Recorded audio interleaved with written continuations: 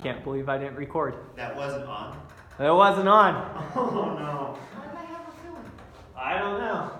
I'm glad you said it so you guys can capture the end of this. Oh no.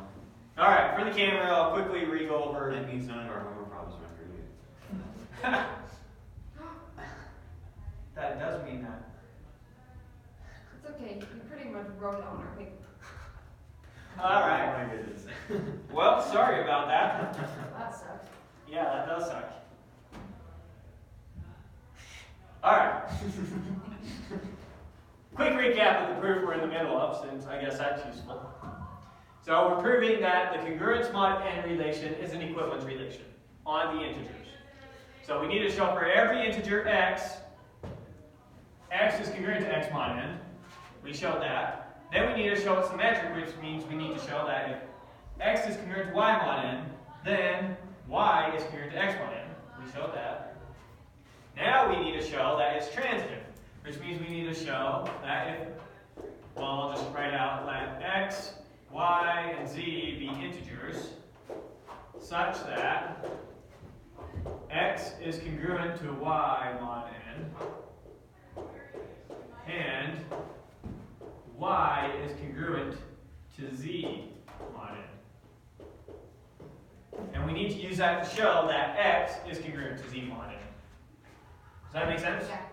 So, okay, keep going. Okay, so let's use that information. Maybe do some side work real quick out of the way here.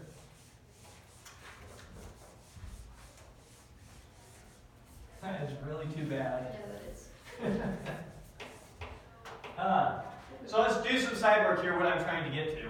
I'm trying to get to x is congruent to z mod n, right? And I know I'll have this when I have that n divides x minus z.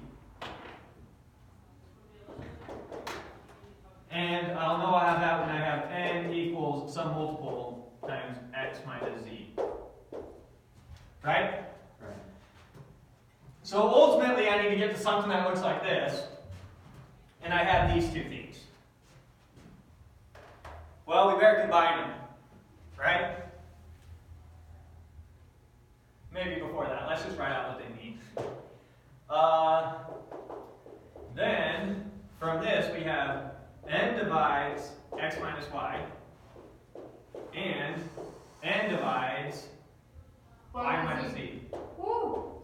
Nailed it.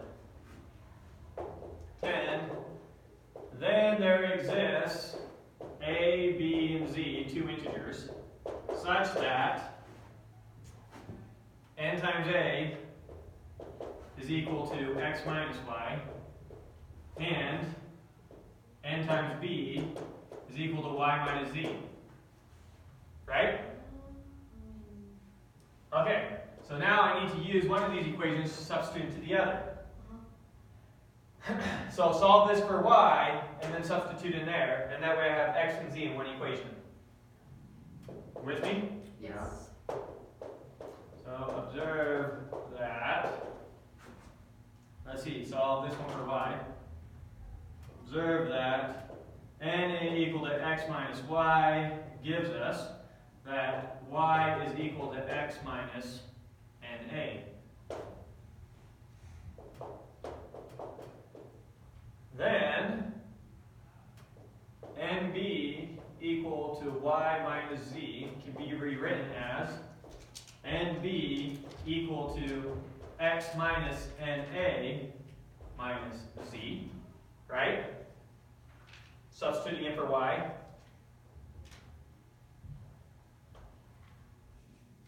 You see it? Yeah. Okay. And then move my na to the other side. Well, I'm going to move this over here, and then, well, no, move all my NAs to move all my X to one side. So then this could be rewritten as NB plus NA is equal to X minus Z. Oh, scary. Okay. Now we're almost there. Yeah. Which can be written as arrow over to right up here, obviously. N times B plus A is equal to x minus z, which gives us that n divides x minus z. No one does that. N times something equals x minus z. N divides x minus z, sorry, parentheses there, which gives us that x is congruent to z mod n. And voila, it's transitive. Yeah. Who saw that coming? So, my question had, I think the thing that's confusing me about the mod n is it looks kind of like it's some sort of operation on z. Nope, it's not an operation, it's a statement. The same way that n divides x minus z is a statement, x is congruent to y mod n is a statement. 3 is congruent to 5 mod 2 is a statement. It's either true or false. 3 plus 4 is an operation. Is 3 plus 4 true? What do you mean? Yes. It's not a statement. It's not a statement. Of course it's true, right? Yes. Alright, so that was that proof. Now we're ready to talk about equivalence classes. So are you like cutting our homework in half, or? I'll probably just cover this section today and have you do this homework. So how are we going to catch up on this? Section 15. We'll I don't just know. hurry.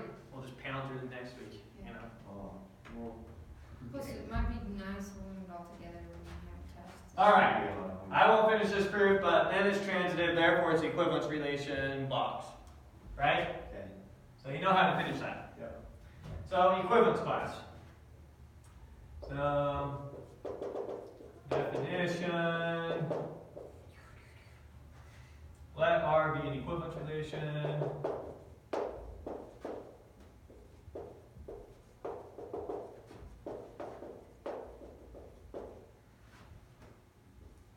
On set A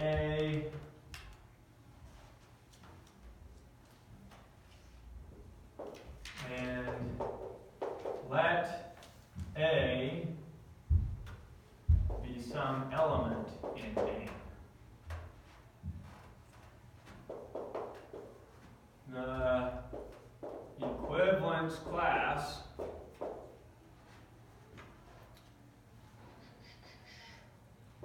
of A denoted square bracket A square bracket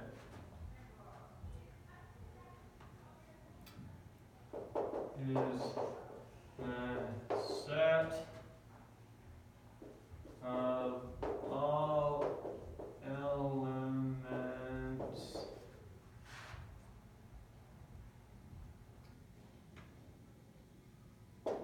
in A related to A.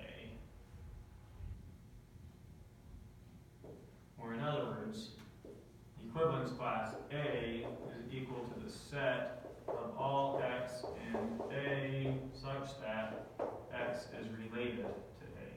Where A is an element of the set A, right?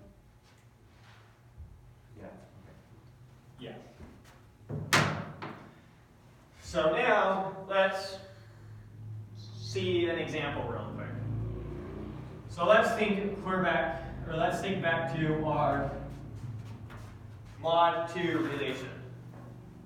So our x is congruent to y mod 2 relation. So if we think about R is equal to the equivalence mod 2. So in other words, any x and y I can plug in here that make this true are related. Okay, so why? So that's what R is. Right, actually, why? Well, okay, sure. So it's whatever x and y I can plug in there that make this thing true, right? So then let's think about the equivalence class of 2. What is the equivalence class of 2 equal to? What are all the things that are congruent to 2 mod 2?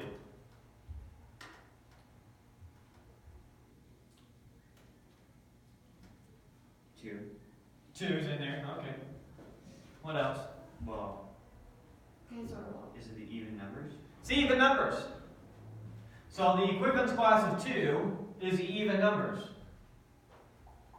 So that's a set of all x and z such that. Doesn't that kind of just mean that?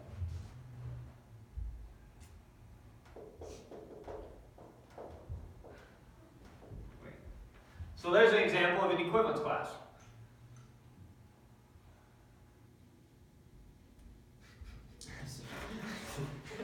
I'm waiting for the question. Me too. So couldn't you say that any number you plug in on the left side is just all the stuff on the right side is the set of them divisible by that? So if I say what is 2, then I'm saying plug in 2 right here. And what are all the things that satisfy this? Any even number. So what if you did 3? You're saying this for 3? Yeah. So let's write it out this way, rather than that confusion. So we want the equivalence class 3, which is equal to the set of all integers such that 3 is congruent to that integer mod 2.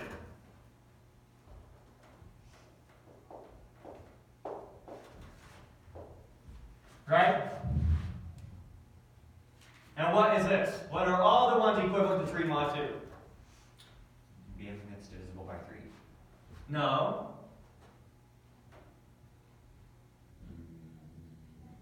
Is 3 equivalent to 1 mod 2? Yes. So 1's in there. Is 3 equivalent to 2 mod 2? No. So 2's not. Is 3 equivalent to 3 mod 2?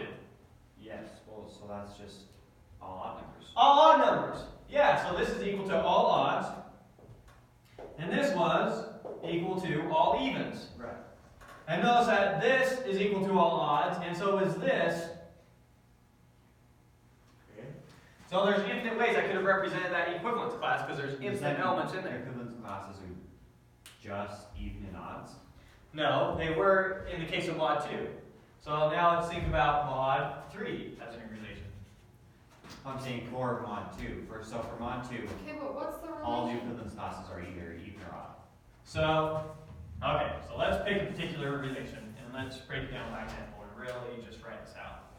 So let's look at the example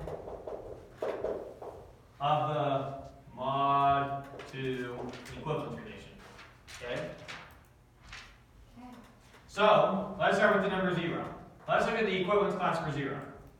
0.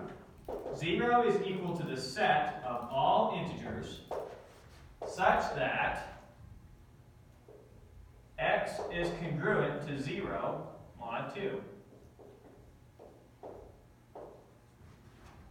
Okay? This is making no sense to me.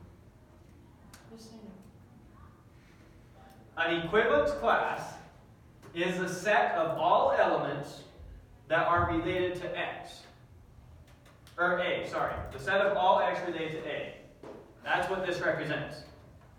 So when we're thinking about mod 2, what are all the things equivalent to 0 mod 2? What are all the x's I can plug in here so that they're congruent to 0 mod 2? Okay. Can I plug 0 in there? So your relation, oh, okay. Can I plug 0 in here? Is 0 congruent to 0 mod 2? Yeah.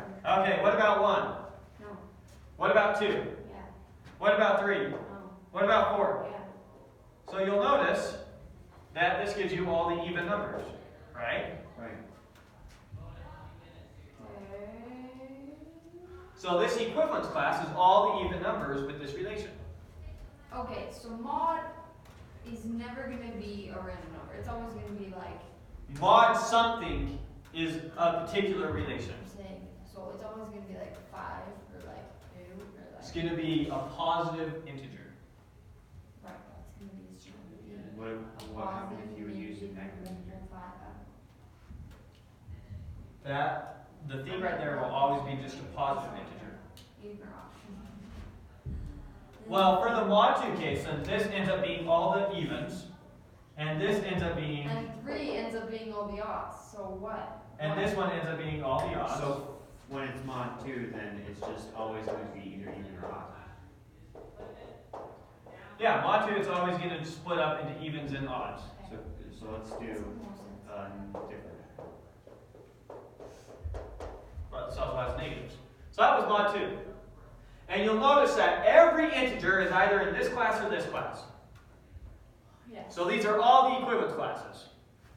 Well, Think of another equivalence class. 2. 2 and 0 are the same one. Right, but you can write it as 2.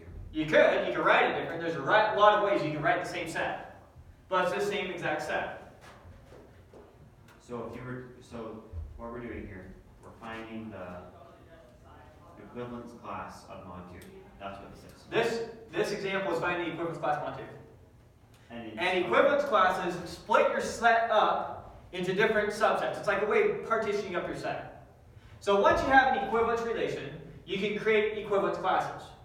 And equivalence classes will always divide your set up so that every element is in one and only one equivalence class. So all your evens are in this one, all your odds are in this one, and that's all the integers.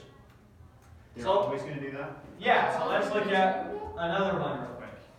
So let's look at the mod 5 maybe. That's a better one to look at. So let's look at the mod 5 relation. Okay? And let's look at the equivalence class 0. What's that equal to? Is 0 in there? Yeah. Is 0 congruent to 0 mod 5? Maybe I'll write out this part for you. Yeah, please. Okay. Thanks. So this is a set of all integers such that 0 is congruent to x mod 5. What? X is congruent to 0. Wait. Or x is congruent to 0. They're Same thing. not the same. Yep. They We are. already proved it's X minus symmetric. y. If. Oh, you did, okay. Okay. Either way, switch it. Alright. Oh, because I wrote it that way up there. Yeah. Okay. So it's a set of all integers that are equivalent to 0 mod 5.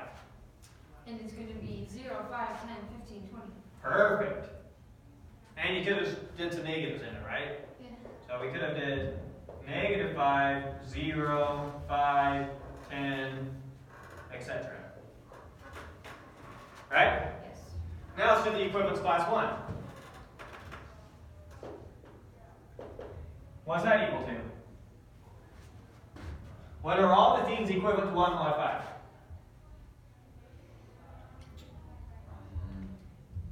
Why does that not make any more sense to me? That's so So, Well, it's there's gonna be nothing in there. 6. What's 1 is 1 equivalent? Maybe I need to write this out. So Right, this is a set 1, of all 6, integers such 11. that x is congruent to 1. There you go. Mod 5. And that's equal to what? Some negatives. Start with a negative. Give me a negative in there. Hang on. 4, -4, great. So we have -9, -4, 1, 6, etc. Oh. So then you can just do that all the way up to 5. And then that's all. Yeah, once you do 0 through 4, you get them all. There's 5 of them. Yeah. There's 5 equivalence classes. That makes so is it much 0 sense. through 4 or 0 through 5? So the equivalence 0 through classes 5. are always Okay. going to be the same number as the mod. There's In no- this, for the mod case, for the mod I relation, don't know. there will be as many equivalence classes as you're modding. That is correct. Okay. But we could have made equivalence classes for congruent, or for the same size of it. We didn't have to use this one. An equivalence class is what you get using an equivalence relation. Okay. This is just a particular equivalence relation, and we were making the equivalence Can we classes. do one with a different equivalence relation just as an example? One that's not infinite. Do we even know any different ones besides equal? Yeah, there's tons of them in the equivalence relation.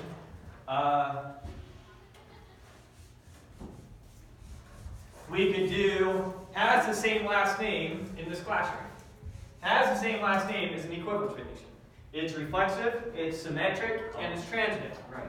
Okay. Right? So we've got Wait, no, it's not. Yeah. Dystonia, we've got Curtis, we've got Levi, and we've got the teacher. Here's our set of all objects. Now let's break it up into equivalence classes. Let's see everything in the dystonia equivalence class. That's equal to the set, dystonia, and teacher. We have the same last name. That's okay, yeah. Let's look at C. All by himself. And poor L as well. So using the has the same last name relation, these are the equivalence classes for this set. Notice that every element shows up in one and only one set. These are all the possible equivalence classes. You might say, well, what about T? Well, that is the same thing as D, and we already listed that. DT, yeah. The equivalence class on T is the same as the equivalence class on D. Oh, yeah. And so, there's no sense rewriting it. The same way that I went to do 0, and then do 5, and then do 10, and then do 15. We already handled it. Mm-hmm. So, you can make equivalence classes on any equivalence relation you want. That's why it's called an equivalence class. It's tricky. Yeah. Okay. So that's what equivalence class is. I think that finally clicked for you guys at the end, so Yeah, I think so. might be good. Sure, I remember it's something that we haven't dealt with yet.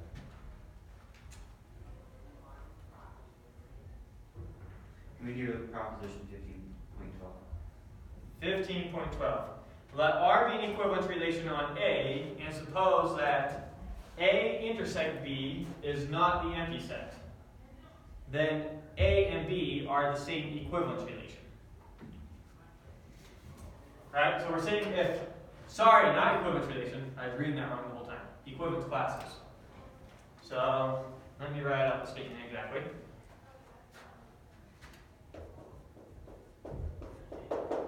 Perfect. Crap. What was I doing, 12? Yeah. So, if the equivalence class on A intersect the equivalence class on B is not equal to the empty set, right? Not is. It's not equal to the empty set. Then the equivalence class on A equals the equivalence class on B. So if two equivalence classes have any elements in common, then they're really the same equivalence class. Right? Well, yeah. So think about that for last names. Yeah. If two sets of last names have an element in common, a person with the last name, then they're really the same equivalence class, is what that's saying. Okay. That makes sense.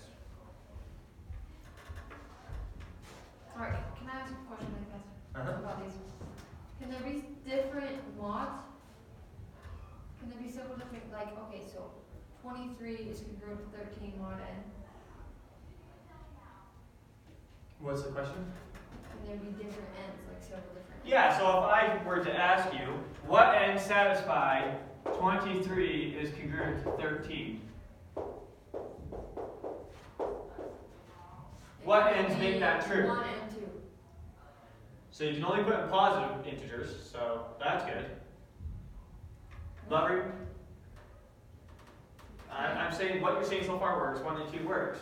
But remember that this is true whenever n divides 23 minus 13. So when does n divide 10? 1 divides 10, yeah, so does 2, so does 5, so does 10. So this would be true for 1, 2, 5, and 10. Those would be all the numbers I can plug in here that make this relation No. true. So, is that like But they don't have the same. They do. 23 minus 13? So, are we like kind of taking the absolute value of that so it's not negative? No, it just turns out we could have thought about different, so. You're saying, congruence is. put the 13 here, Right. and the 23 here. That's, Well, then that means n divides 13 minus 23. Oh, Which yeah, means sorry. n divides negative 10. When does n divide negative 10? And remember, n has to be a positive integer. That's 1, 2, 5, and 10. Why did we Same switch thing? them places? Okay. We just. Well, just another example. Yeah. When it was 23 is equivalent to 13 mod n, that's this. When it's 13 is equivalent to 23 mod n, that's this. Turns out they have the same solutions. Anytime n divides 10, n divides negative 10. Is that always going to be the case? For these, yes. Well, not just for these, but for like all Anytime you have a positive integer that divides a number, it divides negative 1 times that number. Right. Okay. Right, yeah. Good? Okay. Then, let's see if we can squeeze out one more proposition here.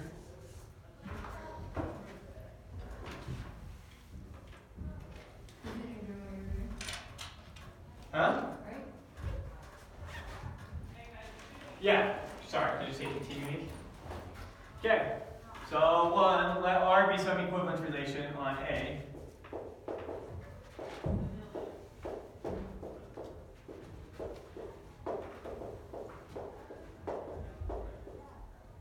Relation on some set A, comma, and suppose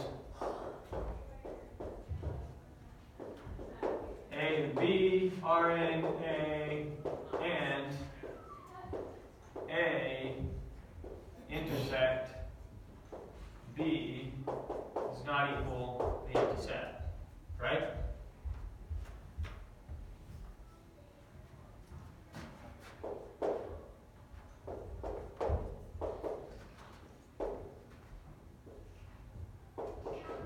Oops.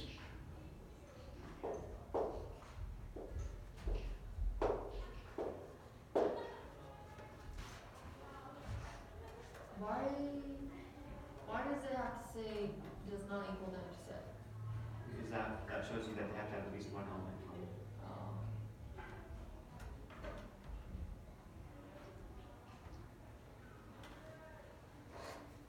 common. Okay. So, they're not equal to the empty set, so there has to be at least one thing in there, right?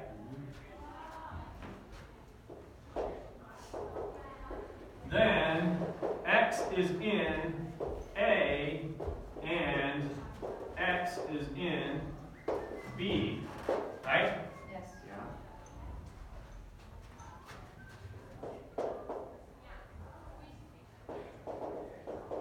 Since x is in A, we have x is related to A, and since x is in B,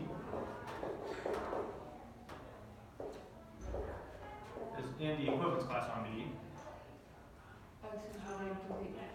x is related to B.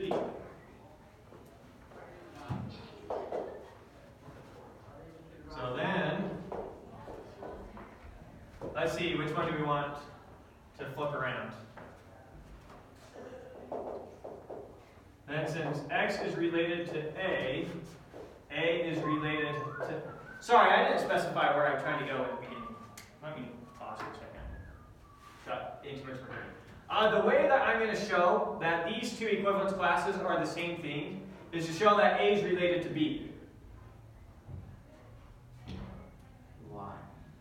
Because everything related to A is in here, and everything related to B is in here. And if A and B are related, Okay. They're Then- not equal They have- necessarily. They have to be. why to which one? This is a set of everything related to A, this is a set of everything related to B, right? And if B is related to A, then by the transitive property, everything related to B is also related to A.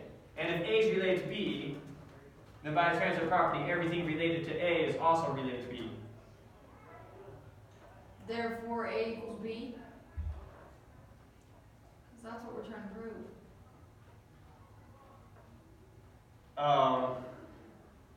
Guess we're kind of skipping the previous one, proposition 15 that we need to use. So I'll try and walk through the logic of all that as we go.